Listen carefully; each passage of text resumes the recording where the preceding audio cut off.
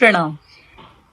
आज मैं बहुत ही इंटरेस्टिंग टॉपिक लेके आई हूँ क्योंकि हम देख रहे हैं कि कुछ दिनों से इवन 13 जनवरी से महाकुंभ जो मेला लगा है उसके काफी चर्चाएं सुन रहे हैं। लेकिन क्या हमने ये जानने की कोशिश की कि महाकुंभ का मेला कितना पुराना है, या महाकुंभ के पीछे की पौराणिक कथाएं क्या है, या फिर महाकुंभ की क्या मान्यताएं हैं उसमें स्नान करने की। क्यों हर एक भारतीय या पूरे देश से अलग अलग जगहों से अलग अलग देशों से लोग उसमें स्नान करना चाहते हैं। तो चलिए जानते हैं इस तथ्य को। महाकुंभ का इतिहास बहुत बहुत बहुत पुराना है। मान्यता है कि समुद्र मंथन के दौरान अमृत कलश की कुछ बूंदें जहां जहां गिरी वहां महाकुंभ मेला लगता है। महाकुंभ की केवल यही एक कथाएं नहीं है, महाकुंभ से जुड़ी और भी कथाएं हैं। ये एक पौराणिक कथाएं है, लेकिन साइंटिफिक जो इसका प्रूफ मिला है वो हमें और दूसरी कथा में मिलेगा। तो चलिए जानते हैं ये सारी कथाएं क्या है, इन सब के पीछे क्या राज है, महाकुंभ का मेला इतना पवित्र क्यों है। यह 144 साल में प्रयागराज में जो आयोजित हुआ है, तो ये 144 साल के बाद ही क्यों हुआ है। और भी बहुत सारे कुंभ मेले के जो प्रकार हैं, जैसे कि महाकुंभ के अलावा अर्धकुंभ और पुण्य कुंभ भी लगते हैं। अर्धकुंभ 6 साल में प्रयागराज में और हरिद्वार में लगता है। पुण्य कुंभ 12 साल में प्रयागराज, हरिद्वार, उज्जैन और नासिक में लगता है। माघ मेला, जिसे छोटा कुंभ कहा जाता है, हर साल प्रयागराज में ही लगता है। महाकुंभ में गंगा स्नान करने से जीवन में सुख समृद्धि मिलती है, मृत्यु के बाद मोक्ष मिलता है। ये सारी कथाएं, ये सारे प्रचलन हमारे समाज में चल रहे हैं। महाकुंभ को अमृत स्नान और या शाही या राजसी स्नान भी कहा जाता है। अगर ये सब कहा जाता है तो इसके पीछे की रीजन क्या है, हम क्यों इन सारी बातों को मान रहे हैं, इसके पीछे क्या रीजन है, इसकी क्या प्रूफ है, ये सारी चीजों को हम इस वीडियो में जानेंगे। महाकुंभ का आयोजन सूर्य और गुरु जैसे ग्रहों की स्थिति को ध्यान में रखकर भी किया जाता है। तो कहीं ना कहीं ये हमारी माइथोलॉजिकल, ये हमारी हिस्ट्री, ये हमारे कल्चर, ये हमारी संस्कृति से जुड़ा हुआ है, ये हमारे जीवन शैली से जुड़ा हुआ है। महाकुंभ ये हमारे कहीं ना कहीं भविष्य से भी जुड़ा हुआ है।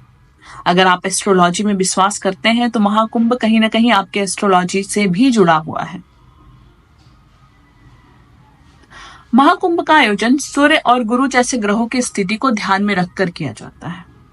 इसके उपलक्ष्य में, इसके लिए मैं कहूंगी कि जब इंसान को लगे कि उसका गुरु या शुक्र खराब चल रहा है या सूर्य खराब चल रहे हैं, तो उन्हें शाही स्नान करना चाहिए, महाकुंभ का स्नान।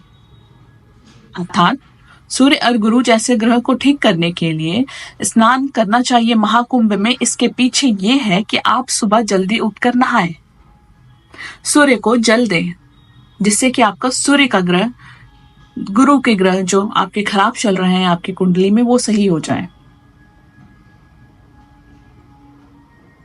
फिर भी इसे शाही स्नान क्यों कहा जाता है, इसे राजसी स्नान क्यों कहा जाता है, यह हर 12 साल में ही क्यों आयोजित किया जाता है, इन सारे तथ्य को चलिए जानते हैं।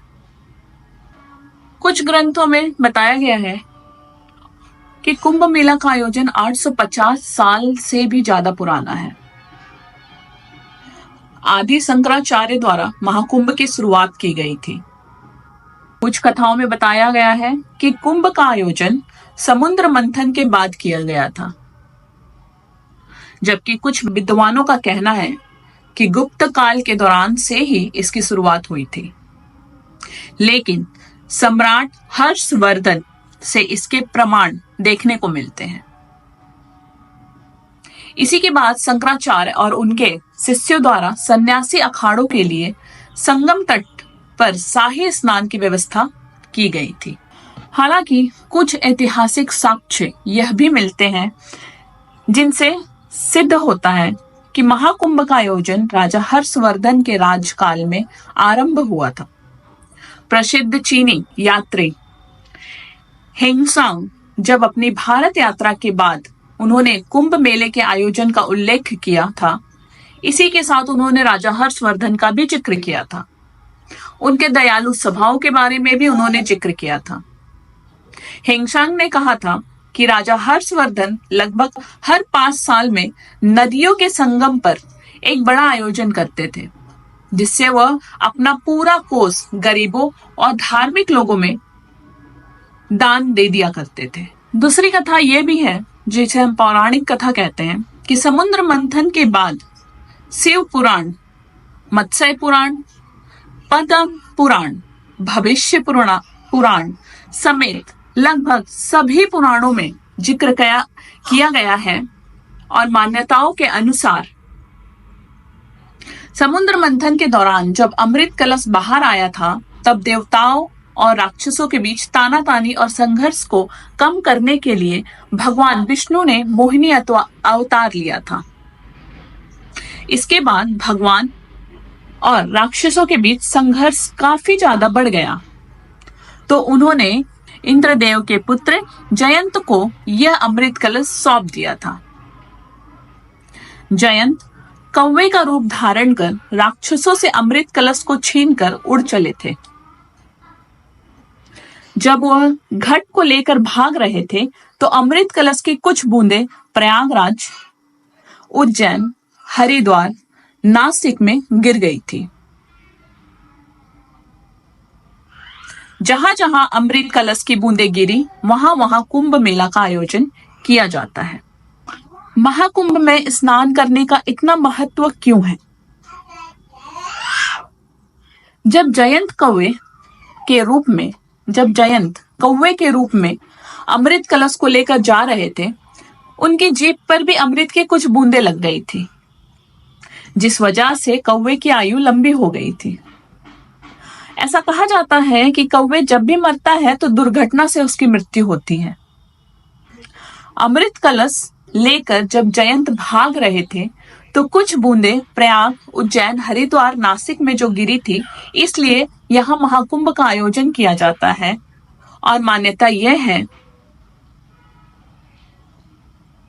कि इसमें स्नान करके आप भी अमर हो जाएंगे। अमर इन द सेंस आपके पाप धुल जाएंगे, आपको मन की शांति होगी, तृप्ति होगी और आस्था बढ़ेगा। इसके अलावा अमृत की कुछ बूंदें दुर्वा घास पर भी गिरी थी, जिस वजह से दुर्वा को पवित्र माना जाता है। सर्वप्रथम पूजनीय देवता गणेश जी को अर्पित भी किया जाता है। प्रयागराज में लगने वाला महाकुंभ ही इतनी मान्यता क्यों देते हैं? प्रयागराज में लगने वाले महाकुंभ का महत्व अधिक इसलिए है क्योंकि यहाँ 3 पवित्र नदी, गंगा, यमुना और सरस्वती का संगम है, जिस वजह से यह स्नान अन्य जगहों की तुलना में अधिक महत्वपूर्ण है। बता दें, सरस्वती नदी अभी लुप्त हो रही है और लुप्त हो चुकी है, लेकिन वह धरती का धरातल में आज भी बहती है। ऐसी मान्यता है कि जो व्यक्ति इन 3 नदियों के संगम में शाही स्नान करते हैं, उसे मोक्ष की प्राप्ति होती है। इसलिए प्रयागराज में इसका महत्व अधिक माना जाता है। इसी के साथ आज की इंफॉर्मेशन को मैं यहीं विराम देती हूँ। हमने महाकुंभ के बारे में बहुत कुछ जाना। नेक्स्ट वीडियो के साथ नेक्स्ट टॉपिक। धन्यवाद। हमारी संस्कृति, सभ्यता यूं ही बनी रहे।